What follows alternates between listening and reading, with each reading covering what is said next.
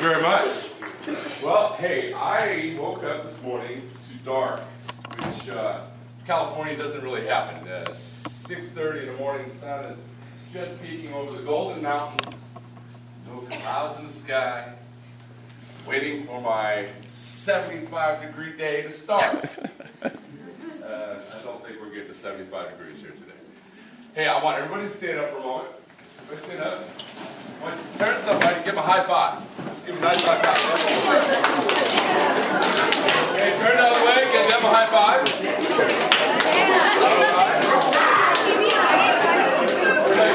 Clear. Go high. Go high. Okay, as fast as you can, tickle the person next to you. All right, have a seat, have a seat.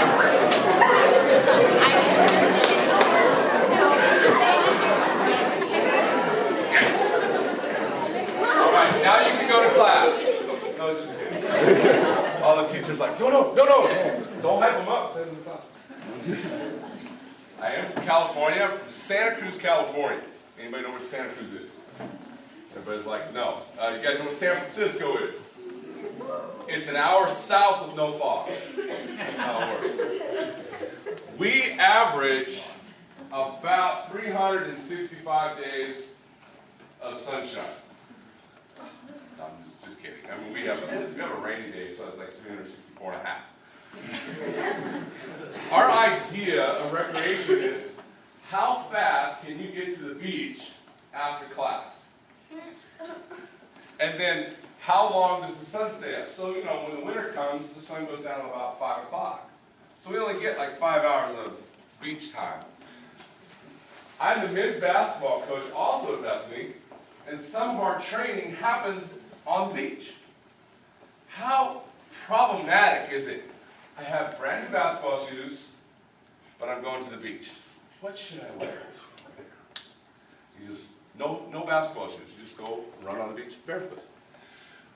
It's amazing. I was talking to Keith and I was saying, it's amazing to see the different parts of the country. And coming up here, this is the first time I've been in Wisconsin. I've never seen a badger, so sorry about that.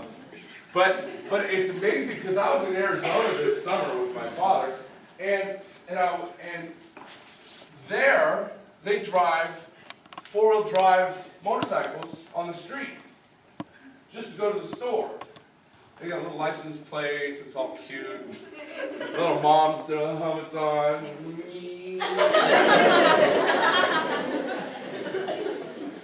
I'm in my car. Get out of the way. But then I go to Washington State, and I go to McDonald's, and I got 5 guys that have overalls on that look like they just came out of a tree.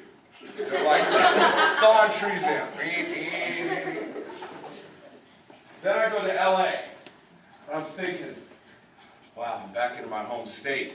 The only problem is California is so big that it would take up almost 3 states, Wisconsin, Illinois, and Indiana. That's how long our state is. Very long. So Northern California is a whole culture in itself. They think we're snooty.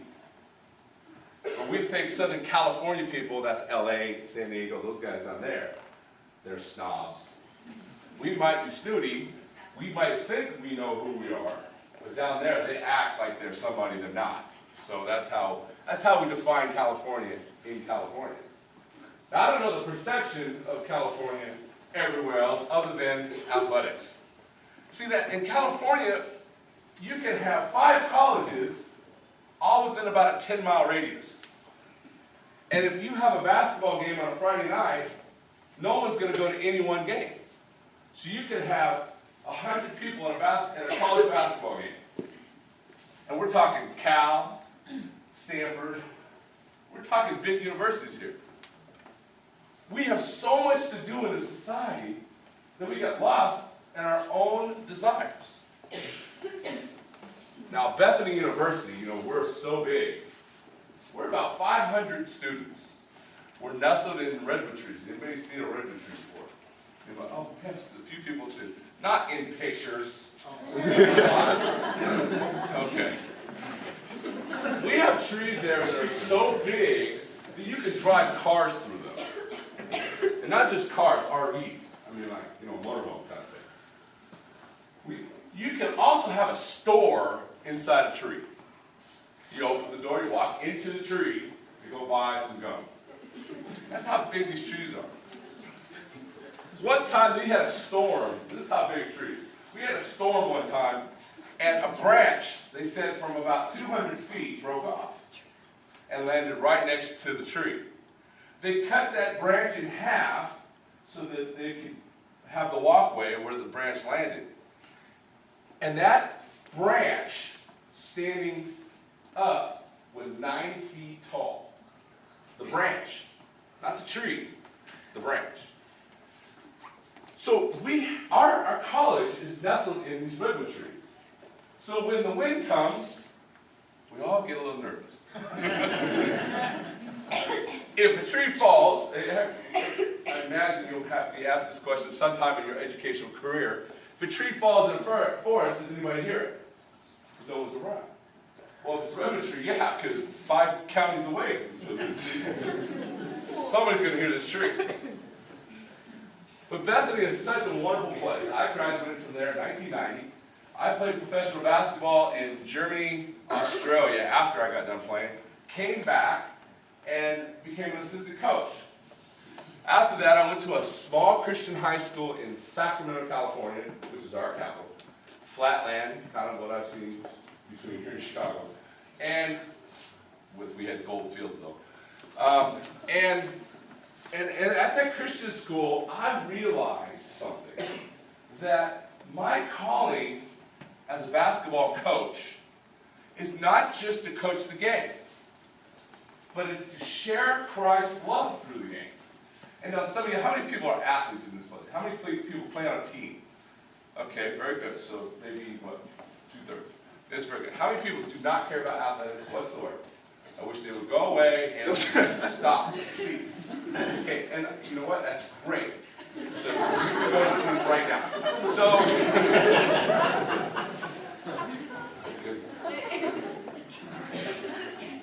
but as I realized something is that God has not called me to be a coach. He's called me to share Christ through athletics.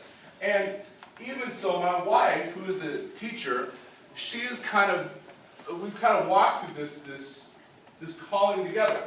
Because as I was learning to what my call is to athletics, her calling through teaching was the same calling. And so we realized that as we read the Bible, as I was growing up, that's a whole other story, I would hear the stories. I would listen to the stories that someone like myself today is standing up here going to tell you about. And yeah, it was in one year after the other. Maybe I might remember it, maybe not. But as I got older, those stories they kind of resonate in my brain. It really didn't affect me whatsoever. Who cares if the stones that David picked up were smooth or sharp? Who cares? Who cares if they conquered a city or not? I don't care if the lake turned into salt. I don't care. So all of these little stories just jumble around my brain. But what I realized is, when I got older, is that not that the Bible is irrelevant today, because it is. You've probably been told here at this Christian school that the Bible is the living Word of God. Anybody heard that before? It's living and breathing. It is part of what God spoke through man to share with us today. Well, as I got older, I realized that as if I can read the Bible through who I am, whether I'm in something else, or in athletics, or teaching, drama, or whatever you choose to do in life, then the Bible begins to live.